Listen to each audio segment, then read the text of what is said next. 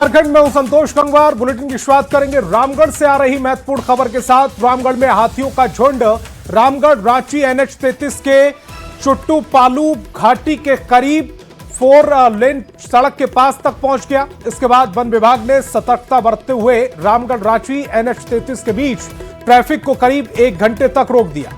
18 हाथियों का यह झुंड रांची वन क्षेत्र के खीराबेड़ा की ओर से पहुंचा था। इसी दौरान लोगों ने हाथियों पर पटाखा फोड़ दिया, जिससे हाथी भड़क गए और NH 33 की ओर जाने लगे। इसकी जानकारी मिलने पर वनकर्मी और QRT के सदस्य मौके पर पहुंचे और हाथियों को वापस जंगल की ओर भेजा।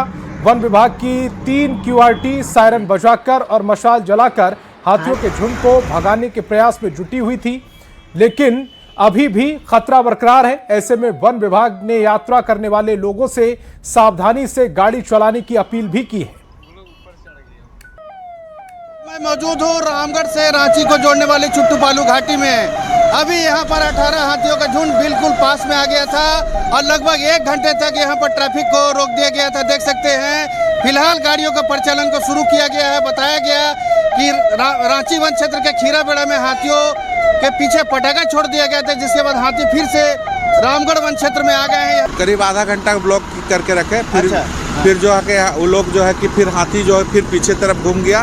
अच्छा, हाथी तो रांची वन क्षेत्र में चला गया था, खीराबेड़ा फिर आ गया वापस। जो ऊपर पहाड़ी इलाका है, ऊपर पहाड़ है, ऊपर से वो लोग फटाका उटाका फोड़ देने के कारण जो है कि बार बार वो लोग नीचे आ जा रहे हैं, फिर से इधर आ गया। जी जी, और तो इसीलिए ट्रैफिक को रोक दिया गया था कि कोई दुर्घटना ना हो। नहीं हो। अगर तो लगातार हाथी भगा रहे हैं जी। QRT टीम भी आपकी लगी हुई है जी। 3 QRT टीम है, 2 हजारीबाग से और एक हमारा अपना QRT टीम है। अभी खतरा है NH पे कि नहीं? अभी तो फिलहाल नहीं है। अगर फिर से अगर हम लोग को QRT टीम मैसेज देती है कि अगर NH की तरफ मूवमेंट है तो हम लोग फिर से NH को रोकेंगे ताकि हाथियों को क्रॉस किया जा सके। हम लोग हाथी के डर से ही खड़े थे। एक्चुअली में क्या है कि अभी जाम लग गई थी ना गाड़ी की। अच्छा, जाम लग गई तो पता चला कि हाथी आया हुआ। हाथी आए हुए हैं, इसीलिए रुके हुए थे। और यहाँ पर हाथियों का डर लगातार बना हुआ है। कई दिनों से हाथी कांके बारह मुराम के जंगलों में डेरा डाले हुए हैं। इनकी संख्या 18 बताई जा रही है। फिलहाल जो हाथी है NH 33 के ठीक बगल में आ गया था और वन विभाग की टीम मौके पर पहुंच गए और गाड़ियों का यहाँ पर परिचालन को रोका गया, यानी ट्रैफिक को रामगढ़ रांची के बीच रोक दिया गया था। फिलहाल ट्रैफिक को शुरू कर दिया गया है, लेकिन हाथी अभी भी NH 33 के बगल के पहाड़ों में मौजूद हैं, इसलिए खतरा फिलहाल टला नहीं है। जावेद खान, न्यूज़ 18 रामगढ़। और पलामू से बड़ी खबर मिल रही है। अफीम तस्करों पर शिकंजा कसा गया है। मनातू जंगल में पोस्ते की फसल को नष्ट किया गया। 7 एकड़ में पोस्ते की यह फसल थी, जिसे नष्ट कर दिया गया। ड्रोन से तस्करों पर नकेल भी कसी जा रही है। अब तक 50 एकड़ में यह फसल नष्ट की गई है। आगे भी अभियान जारी रहेगा। पुलिस की ओर से यह लगातार अभियान जिसमें पोस्ते को नष्ट किया जा रहा है। GR कोऑर्डिनेट्स के साथ हम लोगों ने मैपिंग किया है। उस एरिया का भी सत्यापन हम लोगों के द्वारा किया जा रहा है और साथ में जो नया सूचना मिल रहा है जिस एरिया को लेके, उसका भी जो है हम लोग सत्यापन कर रहे हैं। बहुत जगह पे हम लोगों को मिला है तैयारी हालत में, तो वहां पे जहां खेती शुरू हो गया है, ट्रैक्टर के मदद से जो है हम लोग खेती का विनिष्टीकरण शुरू किया है। और साथ में जहाँ तैयारियां शुरू कर रहे थे लोग, तो 2-3 जगह पे जो कैंप टाइप का बनाया गया था उसको भी जो है पुलिस द्वारा जो है नष्ट किया गया है। और बांग्लादेश में हिंदू अल्पसंख्यक दीपू दास की निर्मम हत्या के विरोध में रांची की सड़कों पर भारी आक्रोश देखने को मिला।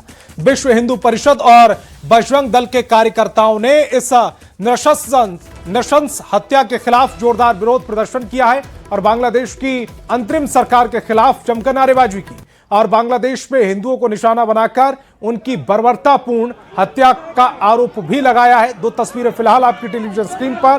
पहली तस्वीर में ये विरोध रांची में देखने को मिल रहा है और दूसरी तस्वीर में जो राष्ट्र प्रमुख हैं बांग्लादेश के, यूनुस, उनका पुतला भी दहन किया गया है। हम लोग जाकर टकरा लो, हम लोग भी बजरंगी है। एक बार बजरंग दल के जीते हैं और अपने दम पर जीते हैं। मैं साफ जिहादियों को बोलना चाहती हूँ, एक बार टकरा के देख लो। वहाँ हम लोग का कम संख्या है हिंदुओं का, तो तुम लोग चला रहे हो, तुम एक चलाओगे। एक बार रांची के युवा से टकरा लो, तुम लोग पूरा पूरा पूरी खत्म हो जाओगे। ये भारत सरकार और वहाँ के बांग्लादेशी सरकार को भी यहाँ से चुनौती है कि अगर आप हिंदू हित की बात नहीं करते हैं तो जनता जो हिंदू है वो आपका भी त्याग कर देगी। बांग्लादेश में हिंदुओं की हो रही निर्मम हत्या के खिलाफ विश्व हिंदू परिषद और दुर्गा वाहिनी ने बोकारो में प्रदर्शन किया। इस दौरान नारेबाजी करते हुए बांग्लादेश का पुतला फूंक दिया। विरोध कर रहे सनातनी हिंदुओं ने कहा कि अगर वे कट्टरपंथियों के इरादों को कामयाब नहीं होने देंगे, जरूरत पड़ी तो इसका प्रतिकार भी करेंगे। हिंदुओं का कत्ल नहीं होने देंगे, अब नहीं, बहुत झेल लिया हमने, अब हम नहीं होने देंगे। अब हिंदू रक्त नहीं बहेगा सर, अब अगर हिंदू रक्त बहा तो पूरे भारत में आंदोलन होगा, पूरा भारत जलेगा अगर हिंदू लोग का रक्त बहेगा तो। इसीलिए अब हम दुर्गा वाहिनी और मातृशक्ति भी सड़क पर आ गए हैं। इस्लामिक जो कट्टरपंथी है वो हिंदुओं को घृणा की दृष्टि से देखकर उनको कथाकथ कत्ल करके अपना इस्लाम को स्थापित करने की एक साजिश जो चल रही है। लेकिन विश्व हिंदू परिषद बजरंग दल के कार्यकर्ता जब इस धरती पावन धरती के सपूत जो है जब तक है तब तक हिंदुओं की सुरक्षा हमारी दायित्व है। और बांग्लादेश में पिछले 2 साल से हिंदुओं पर जारी अत्याचार के खिलाफ जमशेदपुर में आक्रोश दिखा। विश्व हिंदू परिषद, पूर्व सैनिक परिषद और विभिन्न हिंदू संगठनों ने बांग्लादेश का जमकर विरोध किया। इसमें महिला संगठन की सदस्य भी शामिल हैं। महिलाओं ने प्रधानमंत्री से मामले पर संज्ञान लेने की अपील भी की है। माननीय प्रधानमंत्री को ये बताना चाहता हूँ विश्व हिंदू परिषद के प्लेटफॉर्म से, उस माध्यम से, कि हिंदुओं ने आपको सत्ता दिया है कि भारत में रहने वाले हिंदुओं के साथ साथ दुनिया के किसी भी कोने में जो हिंदू रह रहे हैं उसकी सुरक्षा की गारंटी भारत सरकार दे और माननीय प्रधानमंत्री दे। जितने भी हिंदू संगठन है उनको 1 घंटा का मौका दिया जाए, जो कि पाकिस्तान नहीं बांग्लादेश को भी जो है इतिहास से खत्म कर देंगे हम लोग और उनका नामो निशान मिटा देंगे।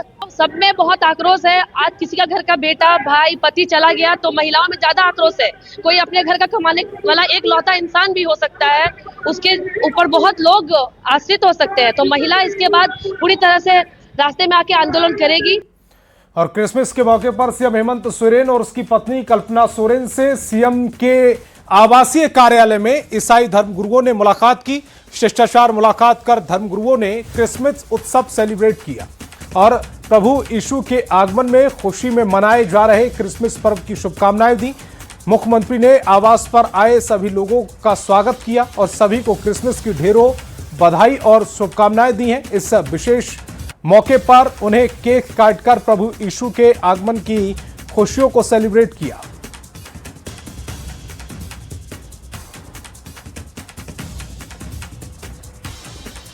और क्रिसमस के मौके पर प्रभु यीशु के जन्म को लेकर गिरजाघरों में विशेष प्रार्थना का आयोजन किया गया। इसे लेकर बड़ी संख्या में ईसाई समुदाय के लोग प्रार्थना में शामिल हो रहे हैं। खास तौर पर गिरजाघरों की आकर्षक तरीके से उन्हें सजाया गया है, संवारा गया है। लाइट्स की वजह से ये साज सज्जा और भी भव्य नजर आ रही है। गिरजाघरों में कई सेल्फी पॉइंट्स भी बनाए गए जहां लोग इस खुशी के मौके पर तस्वीरों को अपने मोबाइल में कैद कर रहे हैं। रांची के गिरजाघर से जानकारी दे रहे हैं संवाददाता ओम प्रकाश। क्रिसमस का किया, मंत्री को अपने बीच पाकर मरीजों में उत्साह दिखा। मंत्री ने मरीजों की समस्याएं सुनी और मौके पर मौजूद मेडिकल स्टाफ को बेहतर चिकित्सा सुविधा देने के निर्देश दिए। स्वास्थ्य मंत्री ने सदर अस्पताल में व्यवस्था का भी जायजा लिया और सिविल सर्जन को मरीजों को बेहतर सुविधा और बेहतर इलाज देने के निर्देश दिए। उन्होंने कहा कि राज्य में गिरती चिकित्सा व्यवस्था को दुरुस्त करने के लिए सरकार गंभीर है। जमीनी हकीकत जानने के लिए वे सदर अस्पताल का दौरा कर रहे हैं ताकि कमियों को दूर किया जा सके। मेरे प्रयास को अगर आप डीपली अगर दिल से गंभीरता पूर्वक सोचिएगा तो आपको एहसास होगा कि नहीं इरफान साहब अच्छा काम कर रहे हैं। तो मैं आ रहा हूँ, आज लगभग 150 पेशेंट आए हैं। सोचिए कम बड़ी बात नहीं, पेशेंट का फ्लो ज़्यादा है, पेशेंट आ रहे हैं और पेशेंट को मैंने विश्वास दिया है कि आपको कोई दिक्कत नहीं होगी। सीएस बगल में हमारे स्थानीय विधायक भी यहाँ गए तो हमने कहा कि कोई भी आयुष्मान को लेकर आपको प्रॉब्लम हो, चाहे वो बहुत गंभीर बीमारी के तहत आपको दिक्कतें हो, तो मंत्री आ रहा है ना आपके पास। ये मैं अभी तो आगे बता के मैं औचक भी आऊँगा। और धनबाद पहुंचे बीजेपी अध्यक्ष बाबूलाल मरांडी ने झारखंड में स्वास्थ्य सेवा को लचर बताया। चाईबासा में थैले में शव ले जाने और हजारीबाग में टॉर्च की रोशनी में ऑपरेशन की घटना का उन्होंने जिक्र करते हुए स्वास्थ्य विभाग पर निशाना साधा। इधर पूरे मामले में स्वास्थ्य मंत्री इरफान अंसारी ने सफाई दी और कहा कि ऑपरेशन के दौरान अगर लाइट कट जाए तो ऑपरेशन अधूरा नहीं छोड़ा जा सकता। उन्होंने स्वास्थ्य विभाग पर उठ रहे सवालों को विपक्ष की साजिश करार दिया है। तो डॉक्टर नहीं है या बाकी और सुविधाएं नहीं है, तो ये सारी चीजें जग जाहिर है, हर किसी को पता है और बार बार इस बात को कहते भी हैं। जैसे आपने वो टॉर्च वाला बात बताया, हमने तो सोशल मीडिया में उसको डाला भी है। जैसे वहाँ टॉर्च से हो रहा था, किसी ने हमको भेज दिया था व्हाट्सएप में, तो फिर मैंने उसको डाला ताकि लोग देख सके भाई झारखंड सरकार स्वास्थ्य के क्षेत्र में कैसे काम कर रही है। जो लोग देखिए, जो निकम्मे लोग हैं, अब देखिए, अगर मुझे किसी की जान बचानी हो, आदमी मर रहा है, तो हम लाइट की वेट नहीं करेंगे, याद रखिएगा। और जरूरत पड़ेगा तो मोबाइल के टॉर्च से भी हम लाइट की व्यवस्था करेंगे। अब बिजली व्यवस्था मान लीजिए, ये तो इलेक्ट्रॉनिक है, कभी खराब हो सकता है। कांग्रेस विधायक रामेश्वर उरांव के आवास पर जनजातीय समुदाय के लोगों ने ढोल नगाड़ों की थाप पर जमकर डांस किया और एक दूसरे को गुलाल लगाकर बधाई दी। इस दौरान राज्य की पूर्व पंचायत निदेशक, IRM अधिकारी और विधायक रामेश्वर उरांव की बेटी निशा उरांव भी उत्साहित दिखी। पूर्व वित्त मंत्री रामेश्वर उरांव ने कहा है कि आज ही के दिन यानी 24 दिसंबर 1996 को केंद्र सरकार ने पेसा कानून बनाया था। इसमें अफसोस रहा कि झारखंड में आदिवासी बहुल क्षेत्र होने के बावजूद यह कानून रुका हुआ था। पूर्व पंचायती राज निदेशक रहते हुए निशा उरांव के कार्यकाल में ही पेसा नियमावली का ड्राफ्ट तैयार किया गया था। जब एक बार प्रकाशित हो गया, उसके बाद हम लोगों ने सुझाव आमंत्रित किए थे। उस वक्त हम लोगों ने चर्चा के दौरान ऐसा महसूस किया कि जो समाज के अगुआ हैं, जिन्होंने पेशा के लिए इतना लंबा संघर्ष किया है, कहीं ना कहीं उनसे सुझाव लेना बहुत जरूरी है और उनकी आकांक्षाओं को नियमावली में उपयुक्त स्थान मिले। जितने भी कानून से संगत हैं, उनको उपयुक्त स्थान मिले नियमावली का, इसका प्रयास किया गया। ग्राम सभा मजबूत हो जाएगा। इस इलाके शेड्यूल इलाके में जो जमीन और रिसोर्सेस हैं, उस पर अधिकार गांव वालों को होगा, ग्राम सभा को होगा, पंचायत को होगा। पेसा कानून को लेकर जेएमएम केंद्रीय महासचिव ने झारखंड सरकार को जहां धन्यवाद दिया तो वहीं बीजेपी पर भी वार किया। जेएमएम महासचिव ने बताया कि पेसा कानून लोकतंत्र की जड़ों को मजबूत बनाएगा और इस कानून के कारण विकास की धारा गांव से होकर बहेगी, न कि एसी कमरों से। सुप्रियो भट्टाचार्य ने कहा कि लोकतंत्र की नींव भी आदिवासी समाज ने रखी और यही वजह है कि सरकार ने पेसा की मूल भावना के साथ कोई छेड़छाड़ नहीं की है और अब झारखंड की विकास की बयार गांव से ही निकलेगी। ताकत देने का काम किया गया।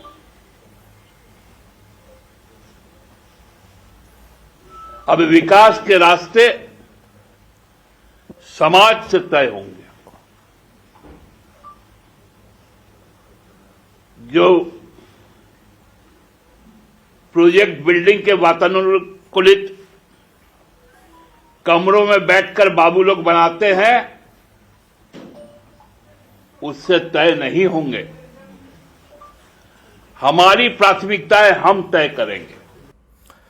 और झारखंड कैबिनेट से पेसा नियमावली लागू होने पर जमशेदपुर में जेएमएम की ओर से लड्डू बांटा गया। साक्षी के जुबली पार्क गोलंबर के पास पार्टी नेता और कार्यकर्ताओं ने लड्डू बांटकर खुशी जताई। पार्टी के नगर संयोजक ने दावा किया कि आज झारखंड में जल जंगल जमीन की सरकार है और कैबिनेट के फैसले से साबित हो गया कि हेमंत सोरेन की सरकार में ही ये मुमकिन है। कैबिनेट से पास हुआ है, बंदा ने कैबिनेट से पास किया है और इस खुशी में आज हम लोग लड्डू बांटने का काम कर रहे हैं। ये लंबी लड़ाई था। इससे पहले बहुत लोग सरकार चलाने का, भाजपा के लोग कभी पेशा कानून को लागू नहीं करने का काम किया।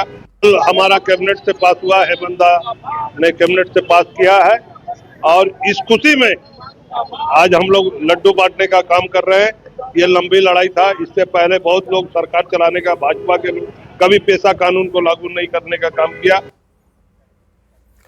और जामताड़ा के सबसे व्यस्त इलाके कायस्थपाड़ा चौक स्थित बालाजी ज्वेलर्स में शाम 6 बजे लूट और गोलीकांड से हड़कंप मच गया। मोटरसाइकिल सवार 4 हथियारबंद बदमाशों ने दुकान में घुसकर लूटपाट और विरोध करने पर दुकानदार को गोली मार दी। गोली लगने से दुकान संचालक अमन बर्मन गंभीर रूप से घायल हो गए। दुकान में अपराधी ग्राहक बनकर घुसे थे और फायरिंग कर दी।